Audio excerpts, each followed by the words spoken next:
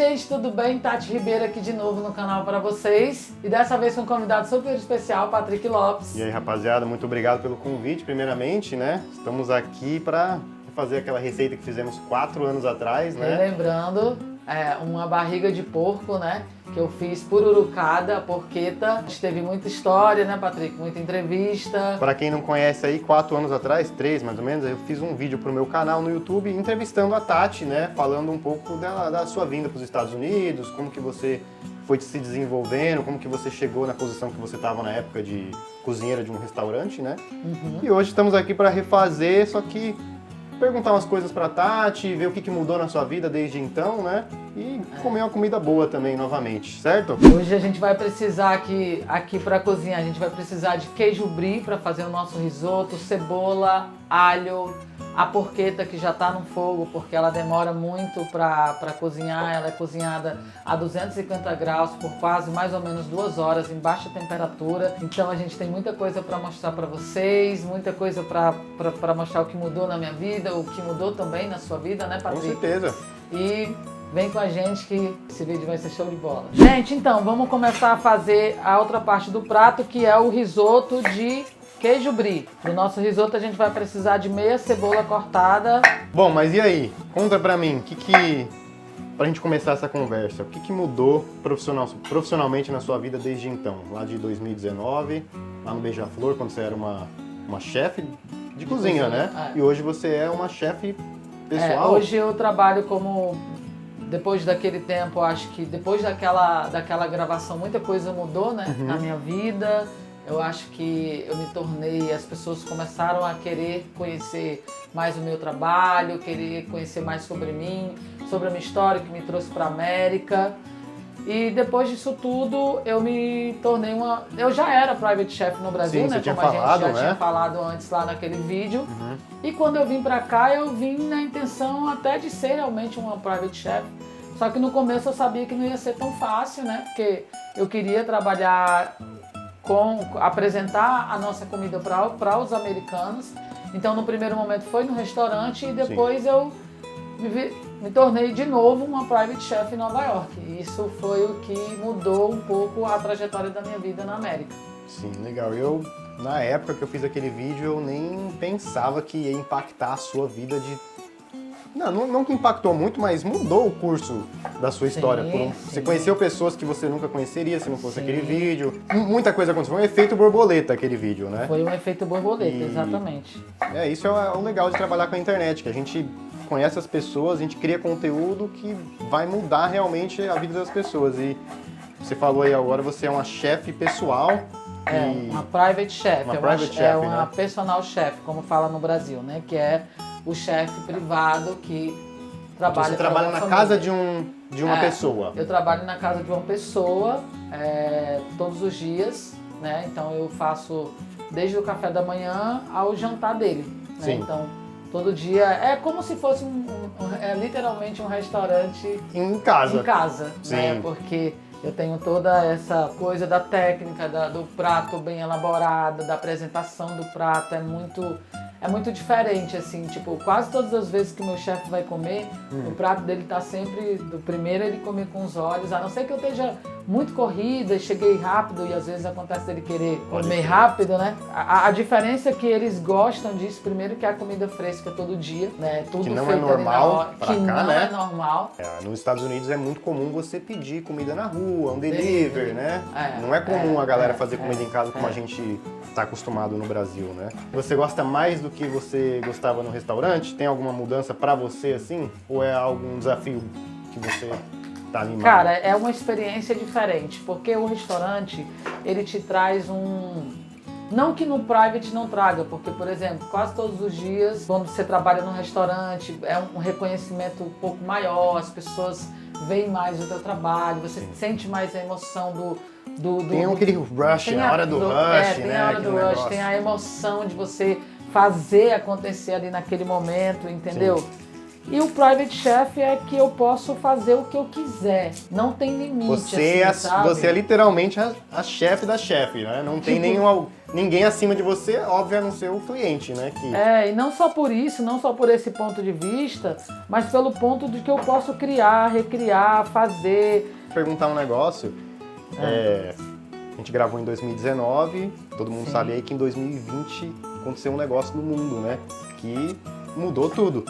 Queria que você falasse um pouquinho aí como que foi a pandemia para você, o que mudou para você na pandemia, se você teve que se adaptar, o que você estava fazendo na época. Cara, na época eu era chefe do restaurante, o mesmo restaurante que você me entrevistou, né, o Beija-Flor, e quando veio a pandemia ninguém sabia o que ia acontecer. E aí eu tinha recebido uma ligação de uma pessoa que estava precisando de um private chef. Isso na pandemia mesmo, não, né? a gente nem sabia ainda o que ia acontecer. A pandemia sim, um pouquinho... Tava subentendido ainda do que era a pandemia, bem sabe? assim, bem no começo, né? E aí eu fui fazer um teste pra ele. Na verdade, ele me contratou porque eu era brasileira e tal, porque ele gosta muito da comida brasileira. E acabei indo fazer um teste pra ele e ele gostando. E na pandemia ele me chamou pra trabalhar com ele. E desde então você tá lá. E desde então eu tô lá. Eu lembro que naquela entrevista que a gente fez, você tinha citado que você tinha trabalhado em um outro restaurante antes do Beija-Flor. E lá você não tinha muita liberdade, você tinha falado, lembra disso? Não tinha. E agora você me falando que você tá livre para escolher o que você vai cozinhar, como você vai se aventurar, né? Como eu vou fazer, né? As escolhas que eu faço para todo dia o meu chefe comer. Eu tenho também essa liberdade de fazer o que eu... Sabe, ele não escolhe, então, tipo, ele deixa tudo por minha conta mesmo. E agora, vamos lá pro passo a passo, gente. Agora a gente vai fazer o nosso risoto. Interessante demais, né, meu? Quer dizer que o apricot, então, é o damasco. É o damasco. E onde que você vai inserir esse... Eu gosto muito de misturar um pouco do ácido com o doce, né? Sim. Então, quase todos os meus pratos, é muito interessante falar sobre isso, porque... Quase todos os meus pratos, ele tem a acidez e o doce, né? Hoje eu tava até pensando nisso, eu falei que engraçado, porque quando eu olho pra minha carreira, né, por todo esse tempo que eu venho trabalhando, e esse foi um prato que na época no Beija-Flor era muito vendido, porque ele é muito gostoso, ele tem a crocância da porqueta, né, da barriga de porco pururucada, ele tem o ácido do limão e ele tem o doce da geleia de damasco. Agora eu vou te perguntar um negócio. Por que você escolheu esse prato no dia que eu fui lá? Cara, porque esse prato na época era um dos meus que eu tinha acabado, não criar, mas de recriar. Porque eu acho que, tipo assim, eu já criei vários pratos na minha vida, mas esse eu acho que foi alguma releitura, foi um Valentine's Day que teve. E aí, de repente, eu tava conversando com um amigo meu que é chefe, e eu falei, nego, o que eu faço? Ele, nego, eu queria trazer um porco e tal. Nego, tenta fazer uma porqueta. E aí, quando eu fui ver o processo da porqueta, muito engraçado, porque era muito difícil pra mim. Uma barriga de porco que você tem que rechear ela dentro, enrolar tudo e chegar num ponto. Então, e essa porqueta que eu fiz com o Patrick é muito bom, porque ela passou até do ponto. Então eu tava ali num processo de tornar ela, tipo, aos olhos do que eu queria apresentar, perfeita, né? E ela ficou perfeita aos seus olhos naquele dia? Não. Não? Ela passou do ponto, inclusive. Mas hoje você vai fazer hoje perfeita, não. né? Hoje ela vai sair do jeito eu vou falar pra vocês que eu nem notei que ela não estava perfeita, né? Obviamente, é que, quem assim, nota ela tava, é a chefe, né? Ela tava perfeita de sabor, eu acredito que sim, mas assim, na época ela passou do ponto, eu tava muito nervosa, acho que era a segunda vez que eu tava fazendo aquilo, né? Então eu tava, nossa... Aquele dia foi bem marcante pra mim também, porque pro meu canal eu queria fazer aquela entrevista, como eu falei no início aí, porque eu queria histórias de pessoas que vieram para Nova York e começaram do zero. Esse é um tipo de conteúdo que eu gostava muito de fazer e na época eu não te conhecia, né? Alguém que me indicou, acho que foi a Andréia. Luísa que me indicou você e a gente começou a conversar, sua história era perfeito com o que encaixava na época, né, pro canal. Lembro que, nossa, eu tive um perrengue, tive que alugar uma câmera pra fazer, porque a minha tinha quebrado bem no dia que eu ia lá. No final, deu tudo certo e, na minha visão, foi um dos melhores conteúdos que eu já fiz em relação à entrevista, assim. Porque foi completa aos olhos de conteúdo, imagem, como que o negócio foi levando ali. Você falou tudo, você não foi aquele tipo de pessoa que ficou escondendo, não quis falar ou compartilhar alguma coisa. Então, acho que isso que deu a vida mesmo para aquele vídeo, né? Bom, Vamos falar agora sobre algo mais triste, mais pesado, assim. Queria que você falasse, teve um problema de saúde, né? Entre Foi. 2019. 2019, antes da pandemia eu tive... Foi no mesmo ano, né, que a gente fez o vídeo. Foi no mesmo ano, acho que em setembro fui fazer um exame e aí acabei descobrindo que eu tava com um nódulo muito grande no útero. Nossa. E aí acabei fazendo uma cirurgia que no começo, um dia depois da cirurgia deu tudo errado. Foi um ano assim, mais ou menos difícil, não vou Você dizer... ficou sem trabalhar?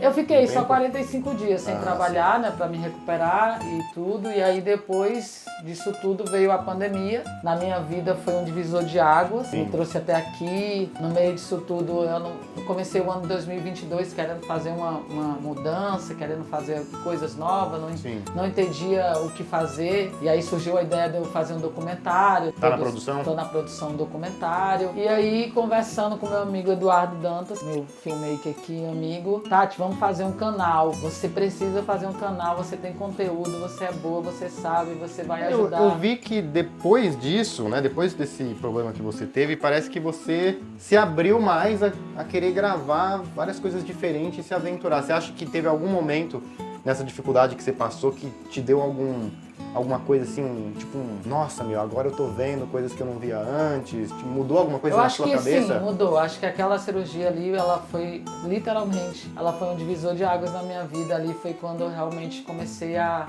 me ver, a entender, porque foi um grande susto, né? Eu acho que eu fiquei... Foi do nada, você nem sabia disso? Não, a cirurgia já estava marcada, mas a gente não sabia que ia dar errado. Então depois que deu, foi um susto muito grande. Eu acho que meus amigos na época todos me ajudaram muito, né?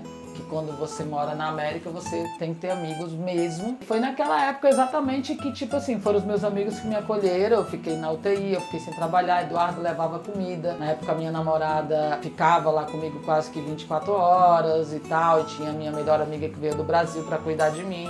Sim. Então foi uma rede de apoio muito grande, assim, sabe? E aí voltei com a cabeça doida, entendeu? Mas foi na pandemia em que eu consegui dar um passo na minha vida de evolução. Eu vou começar a fazer o nosso risoto. E aí você pode botar manteiga, um pouco de manteiga, né? Não precisa ser muito. Eu vou colocar aqui um pouco de azeite. Gente, então aqui eu coloquei a cebola, né? Tá com cheiro brabo, viu? O alho, para eu dar uma refogada no meu arroz de arbóreo. Aqui eu tô usando 250 gramas de arroz, tá? Vai dar mais ou menos para 4 pessoas comerem. O arroz arbóreo você não lava. É um arroz que você precisa da liga dele, inclusive, para ele dar aquela cremosidade, né? Que é o que a gente quer, um prato cremoso, é um arroz cremoso. E aí é o que eu falei, a textura da barriga de porco, que a gente vai pururucar, ela, né? Sim. É que vai dar essa crocância a esse prato super cremoso, que é o risoto. Então, por isso você não lava o arroz de risoto. Tá. Sal a gosto, tá? E pimenta. Pouco de pimenta do reino também a gosto. E aí, gente, para quebrar o grão, você pode usar espumante, não precisa ser de grande qualidade. Vinho também, você não precisa ser de grande qualidade, entendeu? Qualquer tipo de álcool. Qualquer tipo de álcool, é só para dar uma quebrada no grão. Na época eu morava aqui em Astoria, aqui eu vou né? tá usando... E aí eu acabei indo para outros bairros. Morei em vários lugares, hoje eu moro em Jersey City, né? Eu tô querendo voltar pra Astoria. Tem esse negócio que divide muitos brasileiros quando eles moram fora do país, né? Quer estar numa área que tem muitos brasileiros ou você quer estar numa área mais afastada? Tem as vantagens e as desvantagens. Nós brasileiros, a gente nunca vai perder aquele negócio que a gente, não dá pra negar que a gente é brasileiro, eu só vou andar com americano agora. Você deve ter passado por isso já. Você não consegue ficar longe de brasileiros, né? Por mais que a gente queira, é a nossa nação, é a nossa cultura, né? E acho que aqui em Astoria é um lugar que representa muito bem isso, né? Tipo, amigos, tem muitos amigos aqui, onde eu não tenho lá. Eu não sei, mas eu não sei se aqui a Astoria é a maior comunidade brasileira, né? De não tenho Nova certeza. York? Não tenho certeza se é aqui ou se é... Newark mas só que Newark é em New Jersey, né? Então acho que em Nova York mesmo é a Astoria, né? E aqui eu tô refogando bem o meu arroz arbóreo. Eu já tenho aqui preparado o meu caldo de vegetais, que eu vou colocar agora.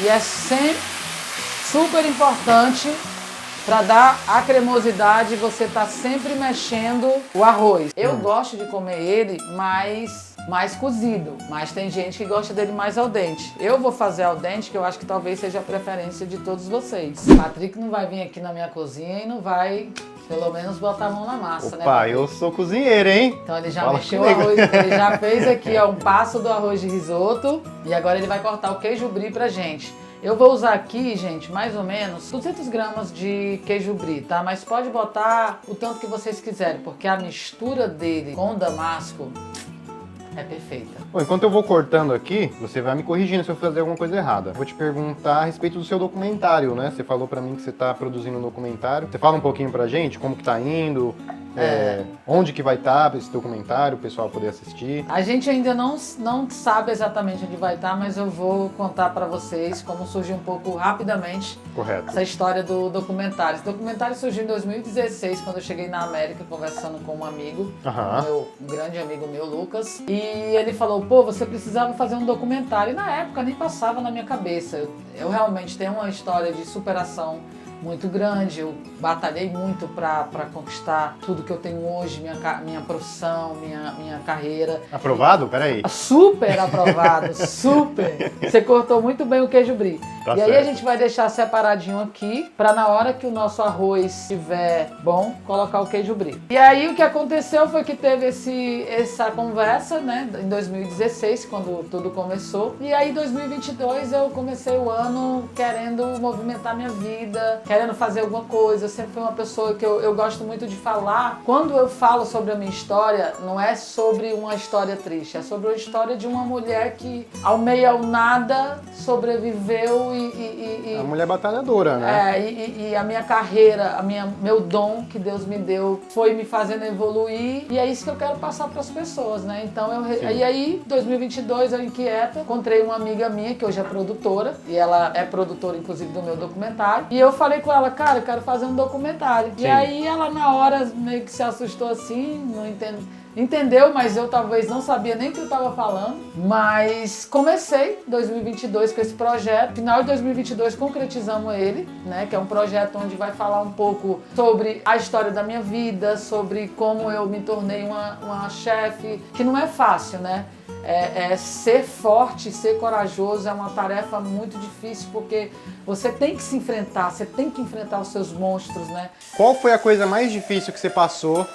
Né? A gente falou aí da sua cirurgia, falou de várias coisas, mas qual foi a coisa mais difícil para você em toda a sua vinda para cá para os Estados Unidos, na sua carreira como chefe aqui? Acho que a cirurgia foi um momento muito difícil para mim na América, porque apesar de eu estar rodeada de pessoas, eu fiquei muito frágil. No começo era tudo difícil, mas eu estava forte. Eu estava forte, eu estava com Entendi. vontade de vencer, eu queria vencer. Eu não sabia o que eu ia desbravar, mas eu queria desbravar. Eu sempre fui muito astuciosa. A América para mim, Nova York para mim foi difícil, mas Nada comparado à cirurgia. nada ao que você comparado passou, a você envolver sua saúde, né?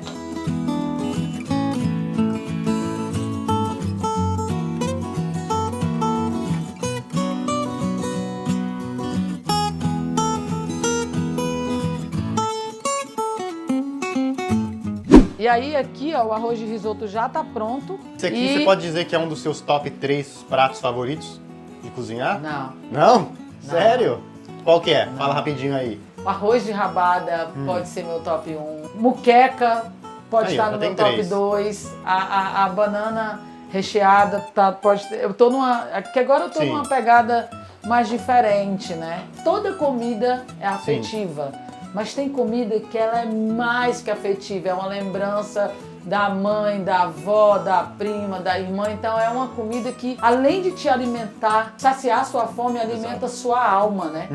E aí, gente, eu já tô aqui com a minha geleia de damasco, né?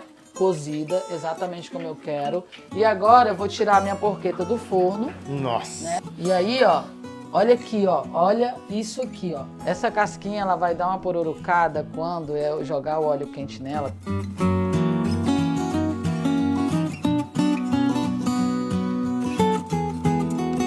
E aí agora, gente, ó. Agora sim, ó. Olha. Ó. Nossa Senhora.